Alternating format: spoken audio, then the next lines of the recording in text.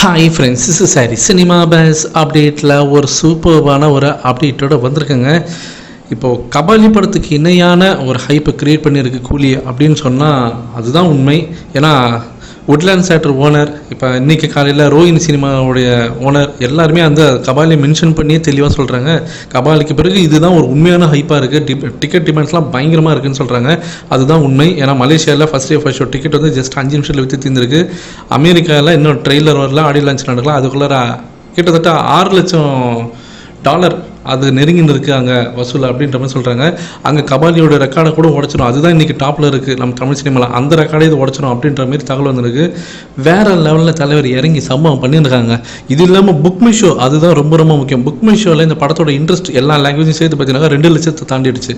Monica song பார்த்தீங்கன்னாக்கா collective accumulated வியூஸ்ன்னு பார்க்கும்போது 50 million views தாண்டி போயிடுச்சு.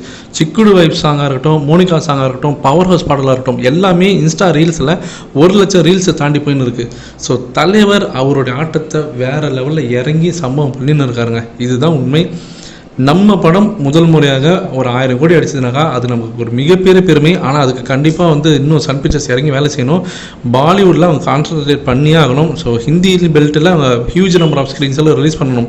ஈவன் தோ நமக்கு வந்து காம்படிஷன் இருக்குதான். ஆனால் இந்த காம்படிஷனில் இருக்கும் போதே படம் இந்த அளவுக்கு வந்து ஒரு இப்போவே வந்து பயங்கர ஹைப் கிரியேட் பண்ணியிருக்கு. வசூல்லையும் பார்த்தீங்கன்னாக்கா இப்போ புக்கிங்ஸ்லாம் நல்லா பட்டை கலப்புனாக்கா ஹிந்தி பெல்ட்டில் அவங்க தைரியமாக இறங்கி சம்பவம் பண்ணலாம். ஏன்னா அமெரிக்கான் வேறு உள்ளே இருக்கிறாருக்கும் போது கண்டிப்பாக இறங்கி பண்ணலாம். ஆனால் ஹிந்தி பெல்ட்டில் மினிமம் ஒரு 150 crores எடுத்தால் மட்டும்தான் நமக்கு 1000 கோடிலாம் சாத்தியம்.